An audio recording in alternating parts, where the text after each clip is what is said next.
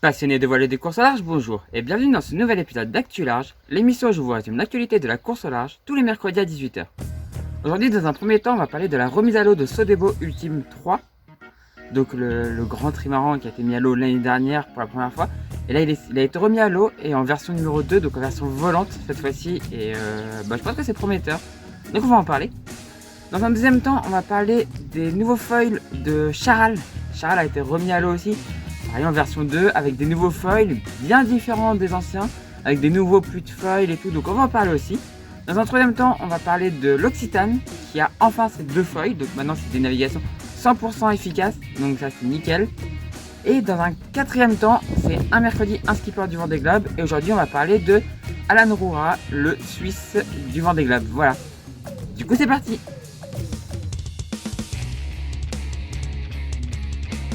Lundi 18 mai, Sodebo Ultime 3 a retrouvé son élément dans une version améliorée de ce qu'il était quand il l'a quitté. En effet, pendant le chantier qui a duré 5 mois, Sodebo est passé en version volante.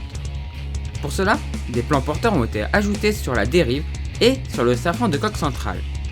L'intérêt de ces appendices est de rajouter quelques points de portance sur le bateau, ce qui permet un meilleur vol. C'est ce qui manque terriblement aux IMOCA qui n'ont pas le droit d'en mettre de plans porteurs sur leur safran. Pour améliorer le vol, un carénage a été ajouté sur l'arrière du bateau. Celui-ci agit comme une aile d'avion et permet à la fois de générer une portance, mais aussi permet à l'air de s'écouler sur le bateau de façon plus fluide. D'autres petites modifs ont été apportées sur le bateau, notamment sur l'ergonomie. Le bateau va maintenant naviguer et Thomas Coville va s'entraîner en vue de sa tentative de trophée Jules Verne en fin d'année. Je sais que certains pensent que Thomas s'est planté sur la conception de ce bateau, et j'avais donné mon avis dans un précédent épisode d'Actu Large. Je pense, à l'heure d'aujourd'hui, que ce bateau dans cette configuration va être capable de se battre avec les autres ultimes, comme Gitana ou Massif actuel. A voir, quand le nouveau Banque Populaire et le nouveau Massif sortiront, ce que ça donnera. On suivra ça très attentivement.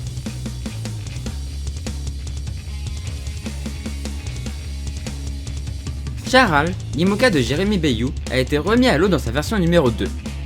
Cette version 2 se caractérise principalement par des nouveaux foils et une nouvelle étrave. Parlons des nouveaux foils, qui ont nécessité l'installation d'un nouveau puits de foils. Ils sont plus étroits et plus arrondis que les anciens, qui étaient larges avec des formes très découpées. Ces nouveaux foils ressemblent un peu à ceux d'Apivia. Je pense que l'idée, avec ces foils, c'est de voler moins haut, mais plus longtemps, et surtout que ce soit moins casse-figure, car on se souvient des images de Charal montant sur ses foils au moment de doubler Apivia sur la Jacques Vabre. C'est impressionnant, mais pas sûr que ce soit très performant à long terme, et surtout, est-ce que c'est pas trop violent pour un tour du monde? Car, plus là tu chutes de haut, plus ton bateau engendre d'énormes contraintes. Ces foils seront sûrement aussi plus polyvalents et généreront sûrement moins de traînées, surtout au près. La nouvelle étrave est plus arrondie, ce qui devrait provoquer un peu plus de portance quand elle est dans l'eau, et éviter les enfournages trop violents suite à un vol, ou tout simplement au moment de rattraper la vague de devant. Charal était déjà un très grand prétendant à la victoire sur le prochain Vendée Globe. Ces améliorations le rendent selon moi encore plus performant et plus fiable. Depuis sa première mise à l'eau, l'Occitane n'avait qu'un foil. Ce n'est maintenant plus le cas, car depuis la remise à l'eau suite à un petit chantier de vérification et de petites optimisations, le deuxième foil a été installé. Les entraînements vont pouvoir à partir de maintenant être à 100% efficaces, car tous les bords se feront avec foil. Reste maintenant à fiabiliser le bateau et le préparer à la course Vendée Arctique Les Sables qui va arriver très vite.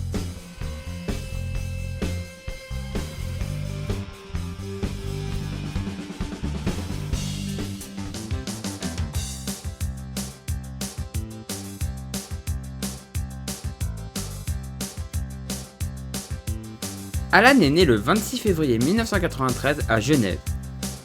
Il vit à partir de 2 ans sur un bateau à moteur amarré sur les rives du lac Léman. Il apprend à naviguer à partir de 8 ans au cours de ses voyages sur le voilier familial dans l'océan Atlantique et Pacifique. La passion naît et ne le quittera plus jamais. Il quitte l'école à l'âge de 13 ans car Alan sait ce qu'il veut faire. Il veut aller courir au large. Pour cela, il travaille avec son père pour pouvoir acheter un Mini et le retaper. C'est avec ce bateau qu'il commencera la régate, notamment aux Caraïbes et en Nouvelle-Zélande. Le jour de ses 18 ans, il obtient son Yachtmaster devenant le plus jeune à l'obtenir. À 19 ans, il décide de partir vivre en Bretagne et racheter un Mini 650 laissé à l'abandon pour participer à ses premières grandes courses au large. En 2012, il participe à la Mini Barcelona qu'il finira 9ème, à l'Air Valencia qu'il finit 8ème et au Trophée Map qu'il finit 17ème. 2013 c'est son année, l'année de sa première transat en solitaire, mais avant ça, il fait 3ème de la Mini Golf et 14ème de la Mini Fastnet. Cette année-là, il ne fait pas que du mini, et retourne à ses sources avec notamment le bol d'or qu'il remporte en surprise. Puis vient la Mini Transat, qui finit 11ème sur 31 prototypes au départ. Vous me direz c'est pas exceptionnel, sauf que ça l'est, car déjà 2013, ça a été une Mini avec une seule et très longue étape de 3600 milles. De deux, Alan est parti avec le plus vieux prototype de la flotte, construit tout en bois. De plus, il avait un budget minuscule. Enfin, il n'a pas reçu la météo ni le classement pendant la course, donc oui, on peut dire que c'est une belle 11ème place.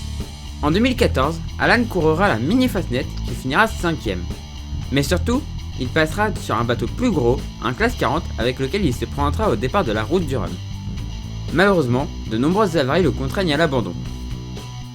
L'année 2015 sera quasi exclusivement en classe 40, à part la Mini Fastnet qu'il finit 6ème. En classe 40, il participe au record SNSM qu'il finit 7ème, à l'Armen Race qu'il finit 3ème, et au Grand Prix du Adair qu'il finit 7ème. Vient enfin la Transat Jacques Vabre qu'il finit 10ème sur 14. 2016 est l'année de la consécration, l'année où le grand public l'a connu. En effet, il décide de participer au Vendée Globe et trouve des sponsors. Pour y participer, il jettera son dévolu sur un vieil IMOCA construit par un autre Suisse, Bernard Stamm en 2000.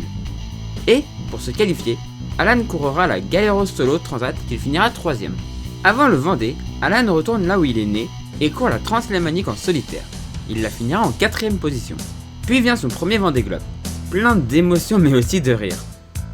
On se souvient des larmes dues au trop plein d'émotions du départ et du chenal. Mais on se souvient aussi de Alan et Eric Bellion en train de chanter l'un à côté de l'autre le jour de Noël, passant même pas loin de se rentrer dedans. La bonne humeur et le bonheur communicatif de Alan feront qu'il a été très apprécié du grand public. Et c'est au bout de 105 jours de mer et une magnifique 12ème place que le Benjamin de l'épreuve finira son premier Vendée Globe.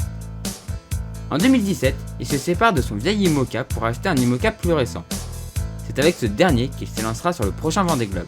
Ce plan Finoconque, mis à l'eau en 2007, n'est autre que l'ancien Britair avec lequel Armel Otage finira 2ème de la Transat anglaise, du Vendée Globe et de la route du Rhum. En 2012, le bateau passe entre les mains de Bertrand de Brock et finit 9ème du Vendée Globe, puis 6ème de la Transat Jacques Vabre, avant d'abandonner sur blessure de son skipper pendant la route du Rhum 2014. Fin 2014, il part sur la Barcelona World Race après que George Richards l'ait loué. Pour y participer, il finira à la 6ème place avec Sébastien Odigan. Ensuite, il repasse entre les mains de Bertrand de Bock avec lequel il finit 6ème de la Transat Jacques Vabre 2015, mais dématch sur la Transmanche 2016 et abandonne sur le Vendée Globe 2016 suite à la collision avec un ovni qui a endommagé le bateau. C'est du coup en 2017 que Alan prend les commandes de ce bateau. Il finira 9ème de la Transat Jacques Vabre après avoir abandonné sur le défi Azimut et fait 4ème du bol d'or en Diam 24. En 2018, il fait comme de plus en plus de skippers, installer des foils sur son IMOCA d'ancienne génération. Il abrite aussi un peu plus la zone de manœuvre. Côté course, il remporte en tant qu'équipier la Plastissimo Lorient Mini et finit avec son IMOCA 6ème de la Monaco Globe Series et de la Dream Cup. Il finit aussi 10ème du défi Azimut et 7ème de la route du Rhum. En 2019, il bat le record de la traversée de l'Atlantique Nord en solitaire en IMOCA. Finit 10ème de la Fastnet Race et du défi Azimut. Il finit aussi 21ème de la Transat Jacques Vabre. C'est donc avec un voilier fiable qui a rarement abandonné et surtout rarement abandonné sur une défaillance matérielle que Alan va s'élancer sur ce prochain Vendée Globe. Ce bateau, même avant ses foils, était déjà un très bon bateau, assez puissant grâce à sa carène faite de bouchins bien marqués et une grande largeur à l'arrière. Les foils lui ont donné une seconde jeunesse, même si au début ça a eu l'air un peu compliqué, car on avait l'impression que ça avait du mal à fonctionner. Mais cette belle 7ème place sur le Rhum et ce beau record de l'Atlantique Nord semblent montrer que le mode d'emploi a été trouvé. Alan a montré sur son premier Vendée Globe qu'il savait être compétitif même avec un très vieux bateau.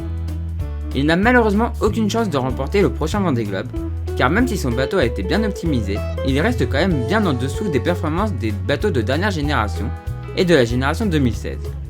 Par contre, il pourra se battre avec les bateaux de sa génération équipés de foils ou pas, en fonction des conditions météo et de ses choix de route qui peuvent être ratés, comme ça a été le cas sur la Jaguar de 2019. La bonne connaissance de son bateau et la très bonne fiabilité de ce voilier fait que, sauf mauvais choix météo et casse, il sera quand même bien classé. Je pense qu'il sera encore énormément suivi, car c'est un marin très sympathique et bon communicant. On le suivra comme tous les autres dans Actu Large. Voilà, j'espère que cette vidéo vous a plu. Si c'est le cas, n'hésitez pas à mettre un pouce en l'air, à la commenter et à la partager. Si vous n'êtes toujours pas abonné à la chaîne, n'hésitez pas à vous abonner pour ne rien rater les prochaines vidéos. Et si vous voulez aider financièrement la chaîne, n'hésitez pas à aller faire un petit tour sur Utip ou Tipeee. Les liens sont dans la description de la vidéo. Vous pouvez regarder une publicité ou une vidéo, ça ne vous coûte rien et moi ça me prend quelques centimes. Et si vous souhaitez faire un don, c'est possible aussi sur ces deux plateformes. Voilà. Et j'ai 2-3 petits trucs à vous dire aussi. Alors déjà voilà, j'ai tourné encore en extérieur, il fait encore super beau, donc j'ai pas envie de m'enfermer. Enfin j'ai pas envie de m'enfermer pour faire l'intro et l'outro, donc je suis en extérieur, je suis chez moi là. Deuxième chose, Twitch. Alors j'ai fait une vidéo pour dire que j'allais streamer sur Twitch. Et en fait je me rends compte que la 4G box ça passe pas. Enfin la connexion passe hein, mais pour streamer ça passe pas. Donc il n'y aura pas de stream jeu. Par contre j'ai commencé à regarder pour faire des streams avec mon téléphone quand je vais faire des tournages ou des choses comme ça en extérieur. Et donc je pense que je vous ferai des passages où vous verrez un peu quand je tourne en extérieur et tout. On fera ça un peu en direct et tout, ça sera rigolo. Ou quand je vais faire du vélo ou de la roue et tout, je vous prendrai avec moi pour discuter en même temps que tout ça, voilà. Donc voilà, sur Twitch il y aura des trucs. En attendant d'avoir, donc il n'y aura pas de jeu pour l'instant, mais il y aura quand même quelques vidéos, quelques lives, quelques streams. Donc ça va quand même être cool.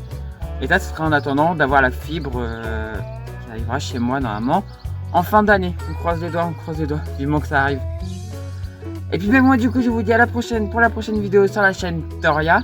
Et du coup ciao tout le monde, ciao ciao ciao.